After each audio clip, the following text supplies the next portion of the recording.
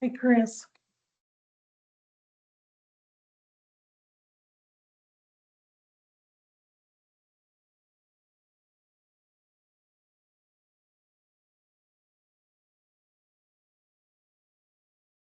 There goes. Yep. Okay.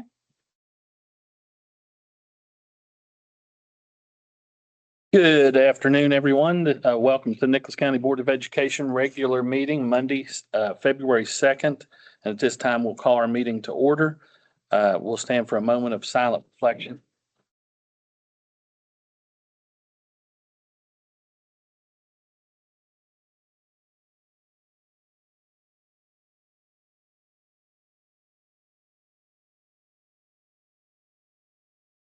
Thank you very much. Let's join the words of the pledge. I pledge allegiance to the flag of the United States of America and to the republic which stands one nation under God, indivisible, with liberty and justice for all. Okay, at this time, I'll turn it over to Mr. Cochran. Thank you, Mr. President.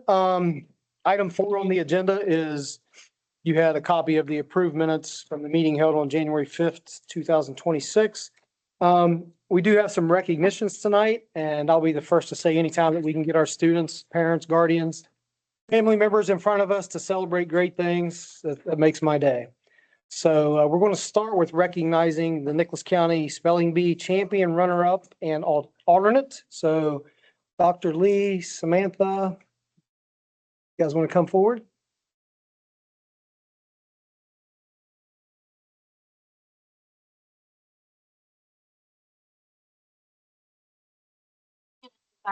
I'm Samantha Murphy, and I'm the spelling bee coordinator for Nicholas County. And this year was a little bit different from the last, it's what, 4 or 5 years? It's been a while. Since COVID, we've had our spelling bees virtual. So this was the very first spelling bee since COVID that we've had actually in person. So that was a little nerve-wracking for me because I had never coordinated an in-person spelling bee, but I think it went pretty well. We have 3 outstanding students that we want to recognize tonight. And our champion and our runner-up will represent Nicholas County at the regional spelling bee in March 14th at Fairmont State University. So the first one I want to recognize is our alternate, Emily Stewart.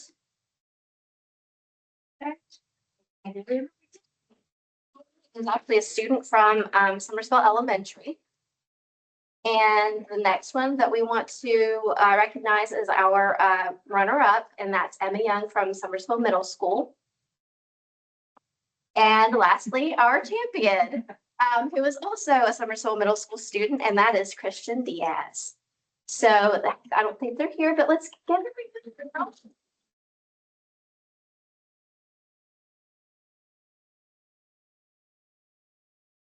Thank you for all the work you did putting that together. It went well, and thankful. Thank you. Next, under recognitions, we want to recognize our Nicholas County Science Fair first place winners, and I believe Jennifer is going to take the lead on this one, and Dr. Lee.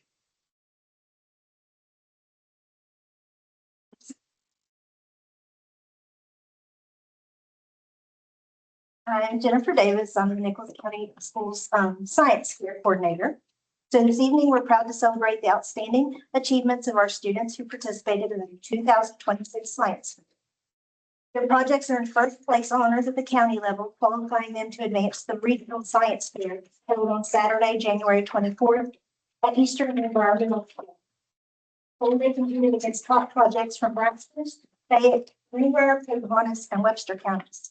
We are thrilled to announce that 3 of the projects in first place at the regional competition, annual events to the West Virginia State Science Fair on March 9th in Charleston. Tonight, we honor to recognize these students for their exceptional research, dedication, and presentation skills demonstrated throughout the science. We will start with the Division 1 grades 3 through 5. That's what our method. Shake their hands before they get up here.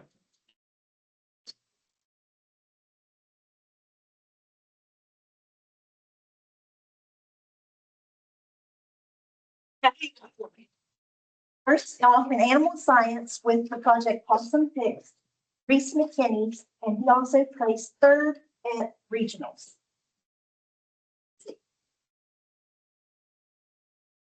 Medical science, dental dilemma, Adeline Bucks. She placed first at regionals and will be moving on to the state.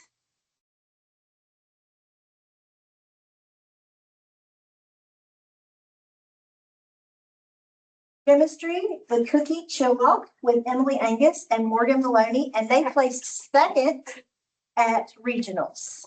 And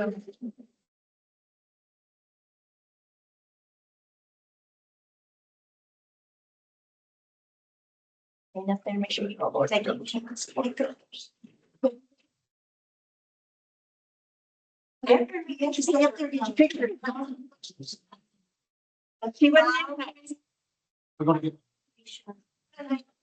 and one's picture smile pretty.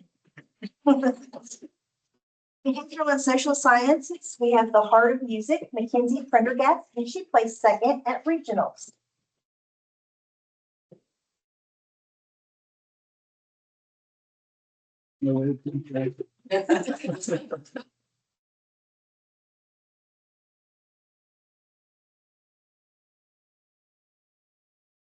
In earth and environmental science, growing gummy bears, Hudson Martin, who placed first at regionals and will be attending the state science fair.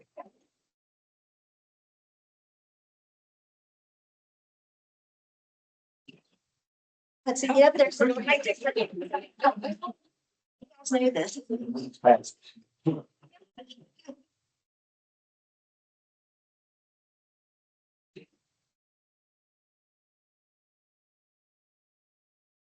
Engineering, had honorable mention at regionals. In material science, the One Mighty Towel, Mason Bennett, Abigail Jarvis, and Montana Overbaugh placed second in regionals. Everyone.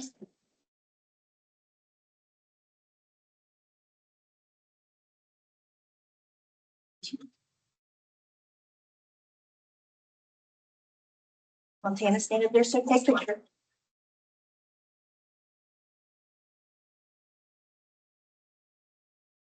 In physics and astronomy, the floating egg, Ava Sawyer, Emma Morris, and Aiden Aldridge, who also placed second at regionals. Like a floating egg. Plant science, Pumpkin Jack, Adriana Slider, and Annie Stover.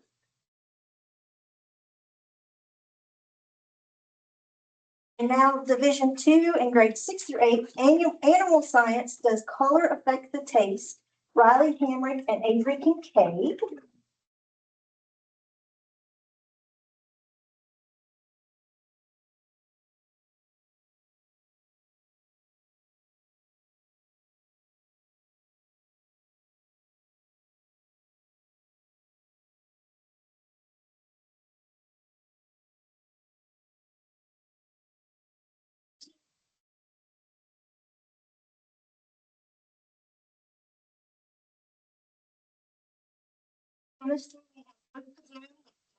Richardson.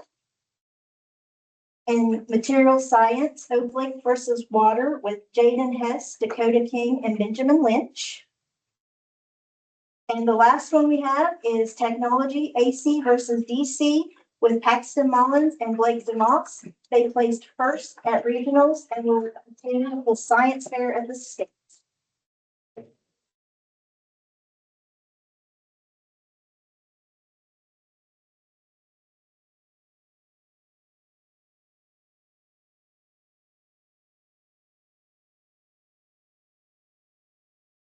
Once again, congratulations to all our winners who represented our county with excellence and pride. Thank you very much.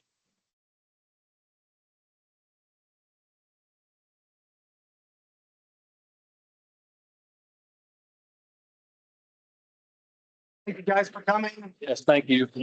Have a great evening.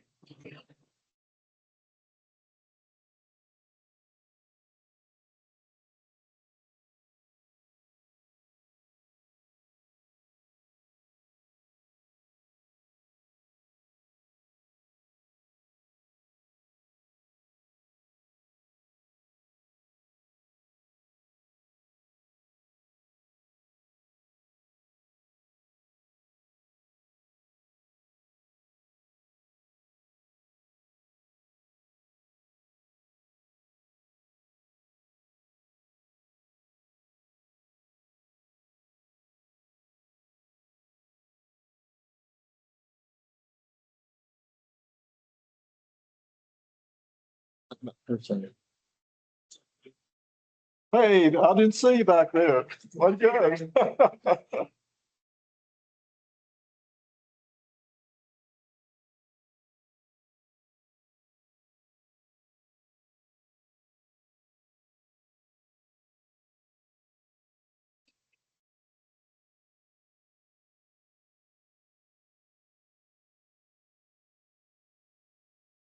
Okay, we'll move on the agenda. Item 6. We do have our first required calendar public hearing for school year 2026-27. I will walk through some of the guidance document as it relates to the school calendar for your all's information and for the public, if anyone is here for that. Just some highlights in the calendar development. According to state code, we have worked here in the office and we've worked with all school administrators to go through this guidance.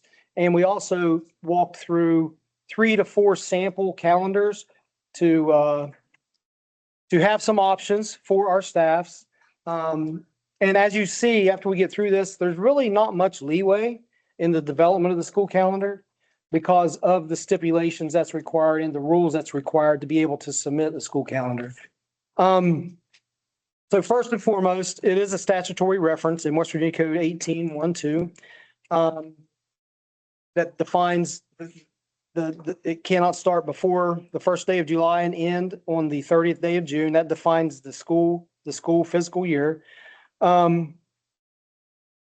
due date for submission of next year's calendar is Friday, May 1st, 2026. It takes the State Department usually about a 2-week turnaround to receive that and provide either approval or alterations that have to be completed after that point. As I mentioned, it is a requirement to hold 2 public hearings for interested parties to discuss the school calendar. This is our first of those 2. And that is also a requirement to publish a class 2 legal advertisement in accordance with code 5932, which we did. It has to run for 2 consecutive weeks in the local paper to give individuals an opportunity to provide input. Something that is pretty interesting and graduation dates is a requirement for submission as part of the school calendar. Graduation dates cannot take place without a minimum of 175 instructional days. So what that means is graduation cannot occur no more than 5 days prior to the end of the last instructional day of the school year. Again, it's a requirement to have 180 days of instruction. It's a requirement to have 20 non-instructional days built into that calendar.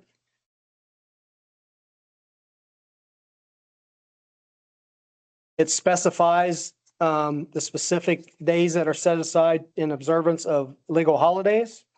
In this school calendar, that would entail July 4th, 2026, Independence Day, Labor Day on September 7th, Veterans Day on November 11th, Thanksgiving Day on November 26th, Christmas Day on December 25th, New Year's Day on January 1st, Martin Luther King birthday on January 18th, Memorial Day on May 31st, and West Virginia Day on June 20th are the observed holidays in this coming school year calendar.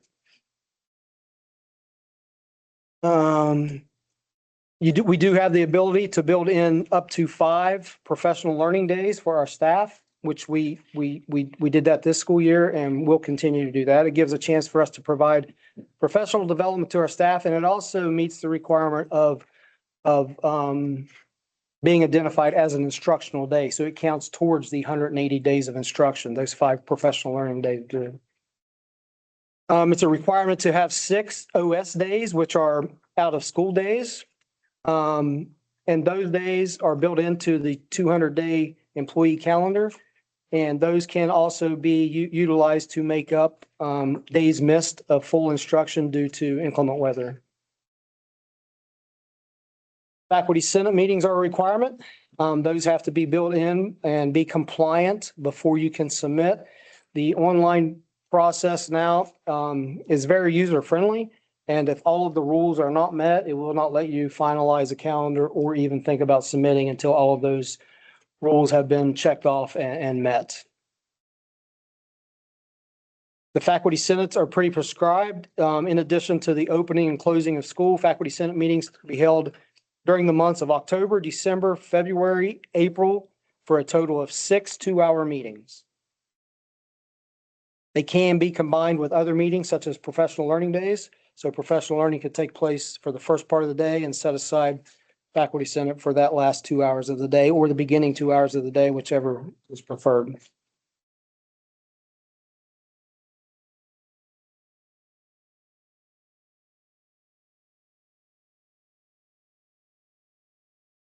One thing that we have discussed, we discussed at length with our administrators when we met last week before last. It is pretty ideal for, especially for secondary schools, to try to complete the first semester prior to Christmas break, just for the fact that it aligns better with our institutions of higher ed that we're working with for our dual credit courses. And to ensure that that happens, the first semester cannot end until after the 82nd day of instruction.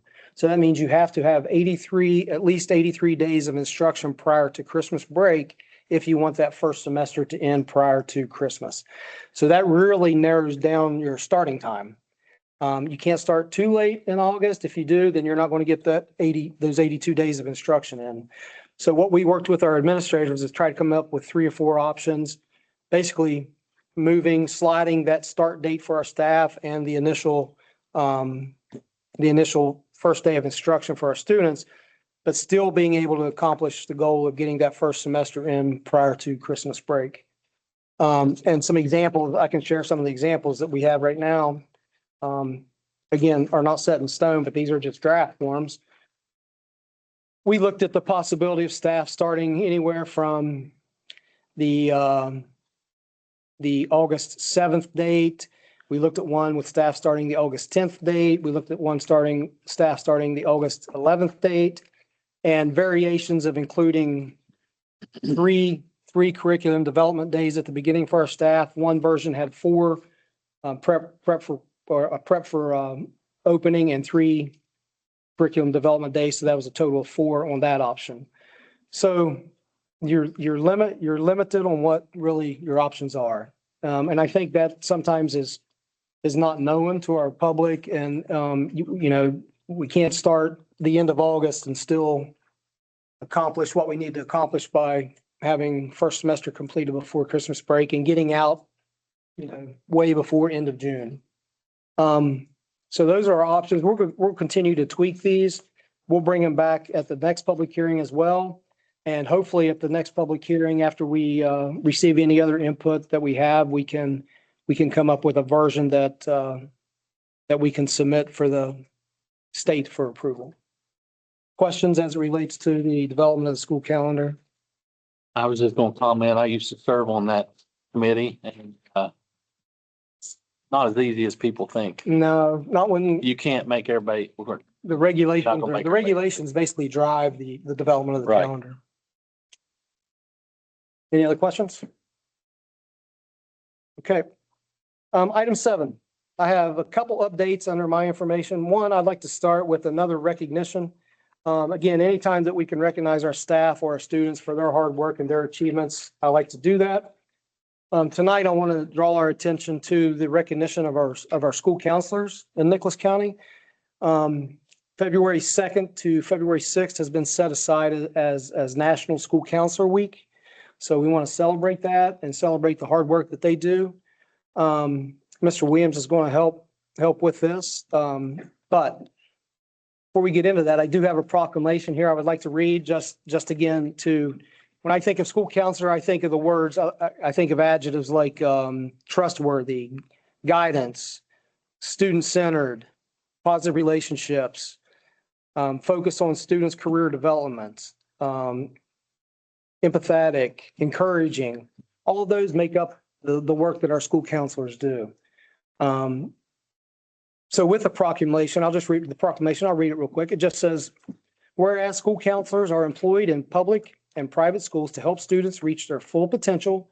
And whereas school counselors are actively committed to helping students explore their abilities, strengths, interests, and talents as these traits relate to career awareness and development. And whereas school counselors help families focus on ways to further the academic, career, social, emotional development of their children. And whereas school counselors work with teachers and other educators to help students explore their potential and set realistic goals for themselves. And whereas school counselors seek to identify and utilize community resources that can enhance and complement comprehensive school counseling programs and help students become productive members of society. And whereas comprehensive school counseling programs are considered an integral part of the educational process that enables all students to achieve success in school.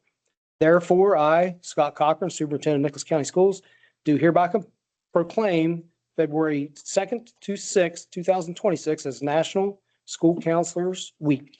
Let's give them all a round of applause.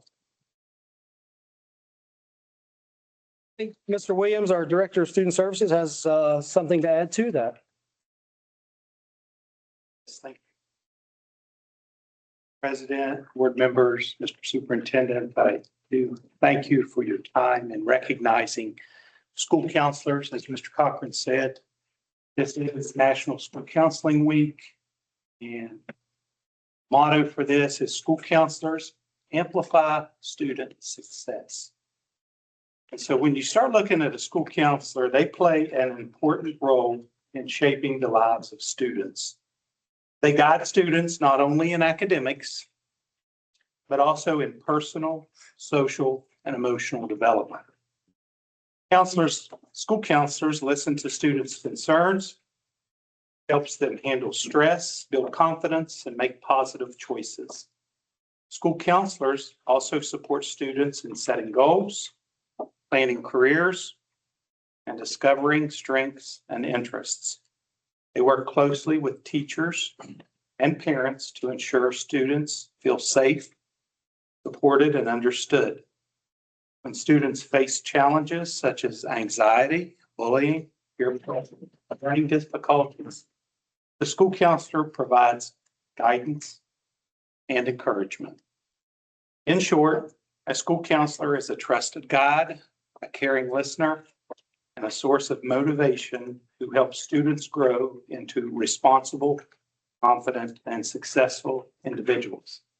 I must say that I think we can all remember our school counselors in school and a vital part of how and what they did within the school environment. So again, thank you to the school counselors. I do believe Nicholas County has some of the strongest and most encouraging school counselors, not only in the state, but in the nation. And so for that, we have 8 school counselors throughout the county.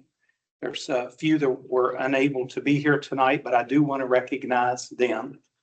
And it's certificates of appreciation for service and contributions to the school counseling program. I'll first recognize those that aren't with us this evening. So Shasta Williams is a school counselor at Richwood Middle School and Cherry River Elementary School. Does a fantastic job there. Amber Lemon is a school counselor at Panther Creek Elementary School, Valley River Elementary School, and Zila Elementary School. And she does a lot for not only those schools, but she has been very helpful with the county and in helping Mr. Cochran and I with the new Senate Bill 199. Sunday Casto is a school counselor at Richwood High School, and she again is an integral part of the school counseling program and the administrative program at Richwood High School. The last one that's not here this evening is Donna Deaver. She has been a school counselor for a number of years at Summersville Elementary School. This year, she took on Mount Nebo Elementary School and Birch River Elementary School. And so we thank her for her endeavors. Those that are with us this evening, Again, want to recognize first Mrs. Esther Dorsey, who is the freshman sophomore counselor at Nicholas County High School. So thank you so much for all that you all do. Thank you. Like that, I work very closely with all these school counselors almost on a daily basis during these meetings.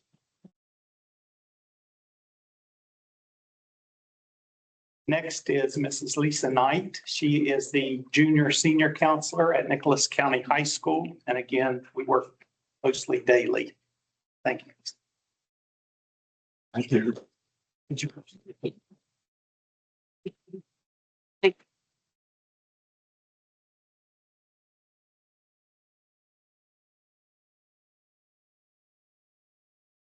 Next is the school counselors from Summersville Middle School. And awarded a certificate of appreciation to Stephanie Westfall for your service and contributions to the school counseling programs at Summersville Middle School, Mount Lookout Elementary School, and Glade Creek Elementary School. Thank you, Stephanie. Actually, Stephanie and I started working together in the early 90s. Michael.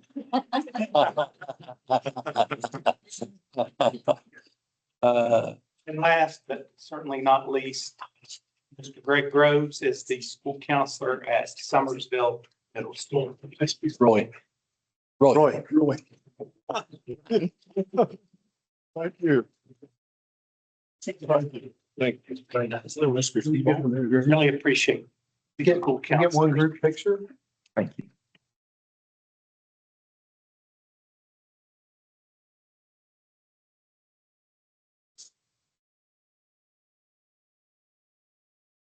Wow, we're on a good thing.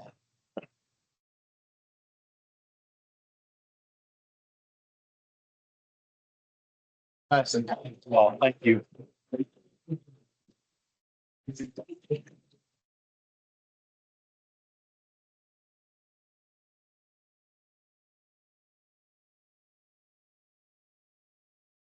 Mr. Williams, thank you for your help. Greatly appreciated.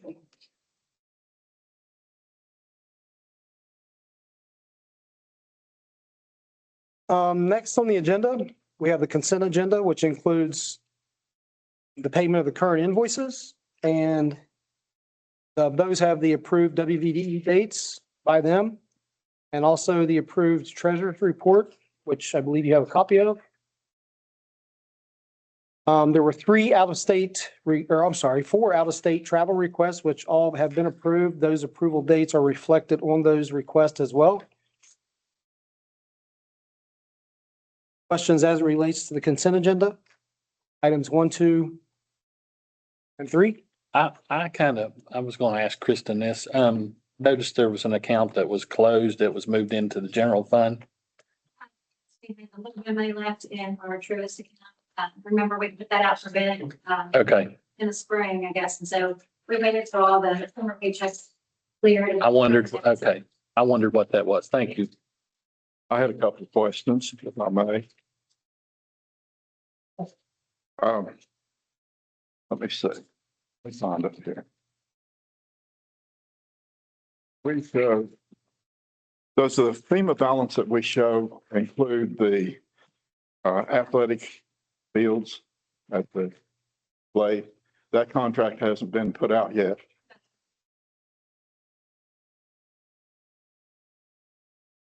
Just the work that has already been done, yes, but actually preparing the fields, stripping the fields, whatever they're on the internet. Mr. Campbell, It's done by NH.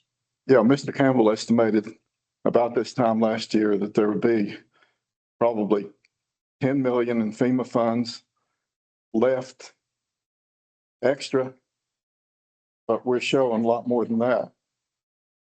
Yeah, we don't have, there are several things on there that haven't been put out for bid yet, including the fields and including, I think, low voltage, the Lake Street side. There are several things that we know are going to be included in the construction that we haven't put out for bid yet. So they're not included in the expense or the amount encumbered yet. So that amount that it looks like we have left for FEMA is actually, I mean, we know things are coming out of that haven't been recorded yet. So we're not gonna have. I also noticed that a year ago, that was estimated at 7.4 million for those fields. Now, of course, it's going to be considerably more. So when are those bids going to go out? He estimated at that time that the bids would go out within 6 months. Yeah, those discussions have not even taken place yet. The meeting between ZMM and the county has not taken place. They're working to get that set up in the near future. And the state will take care of that. Yeah. We won't have anything in it. Well, and I'm assuming that if we don't have enough money, you know, they'll cut wherever they need to. Yeah, we'll look at options. Okay. We'll look at options. A couple of things on the checks. I need things explained because I'm no CPA, obviously. Let me find those. Page numbers just don't correspond with the page numbers on what we were given. Okay, check number 5079. And could you speak up for the hearing impaired?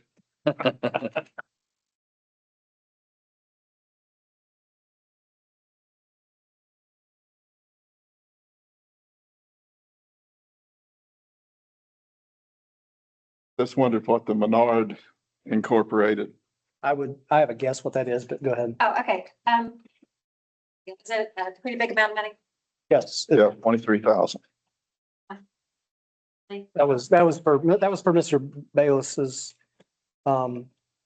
swings, West Virginia swings. Yes. And when he has big things that he knows he's gonna purchase, he puts those out, he gets quotes from all of the companies and goes with the lowest price. Saves the money. Yeah, he's very good about that. Okay, 5093, $12,500 for rooms at the Hilton in Niceville. That was the combination of the out of state that had already been approved.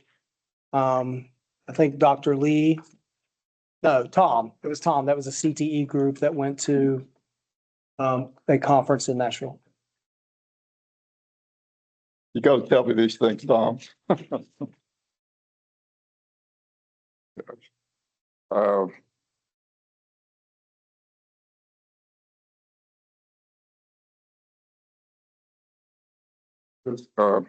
Southern Educational Services, 47,000. December 2025. That doesn't mean 1 month, does it? What check number are you looking? Oh, check number 48244. No, I'm sorry. Check number is 1001002.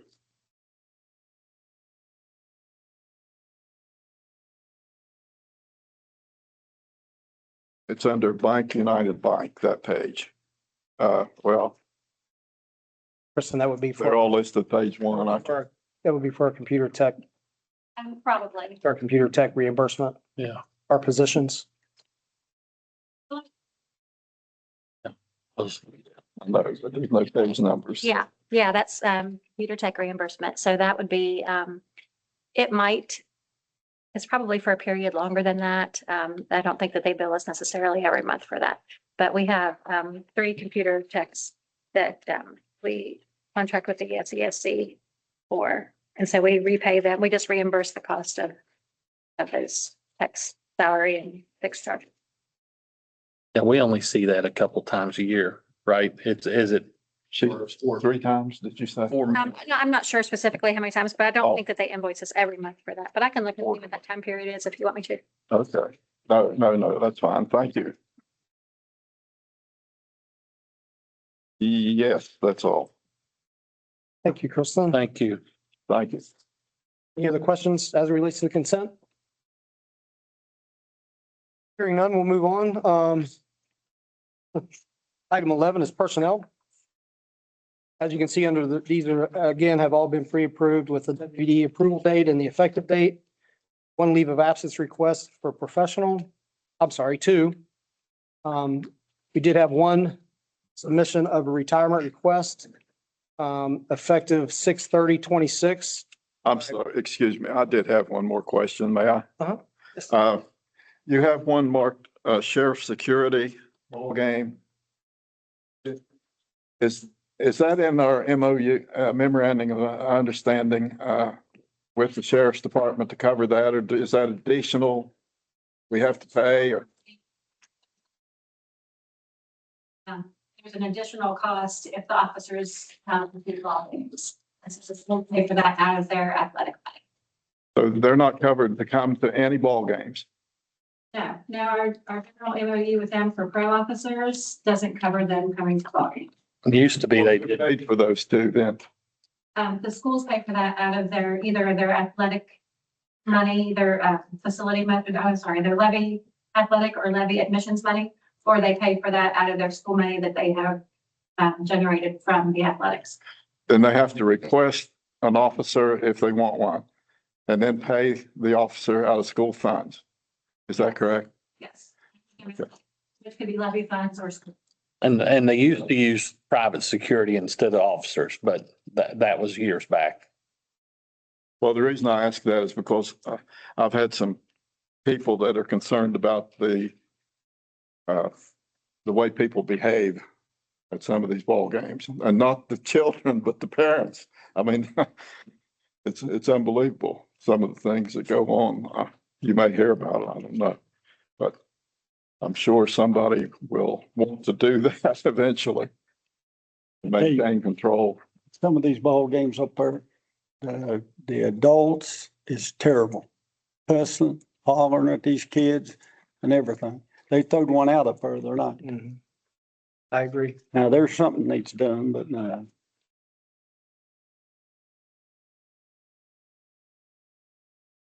Any other questions? Moving on, the employment of professional personnel, we have two. And those effective dates are 1/21. Beginning both of those are two substitute teachers.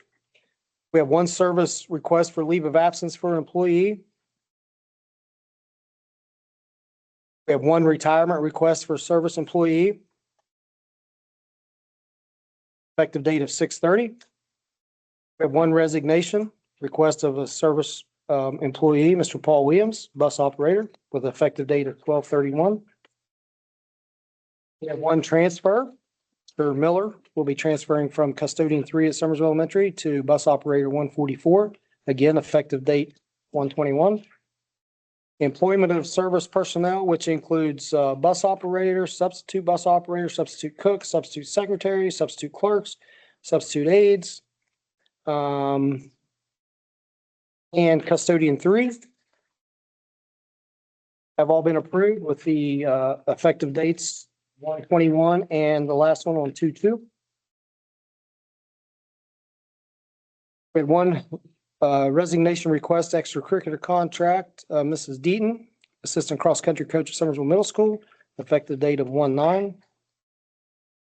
3 employments for extracurricular contracts.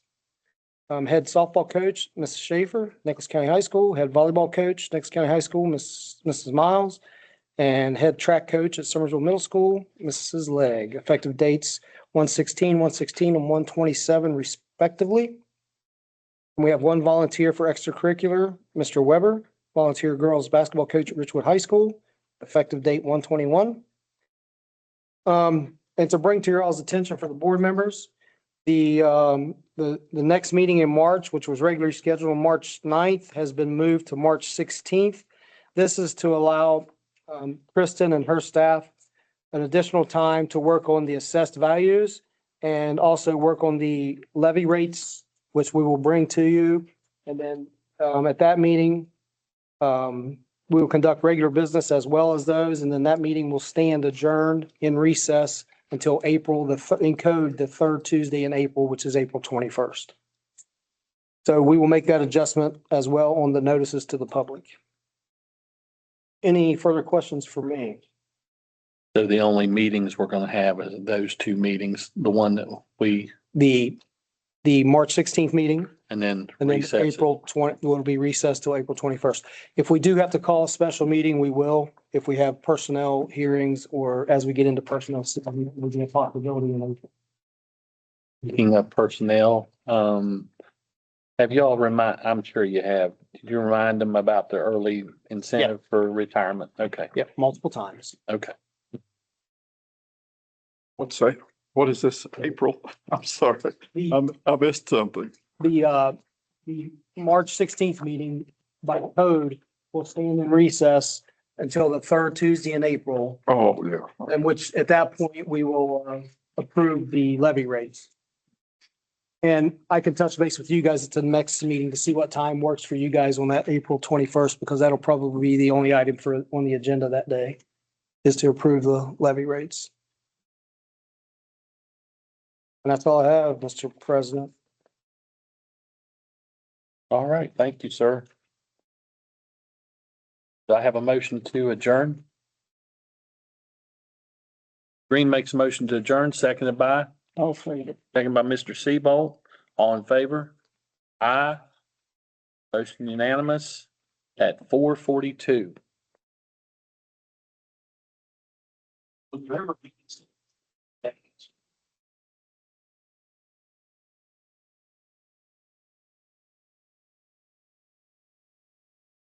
Got that leak.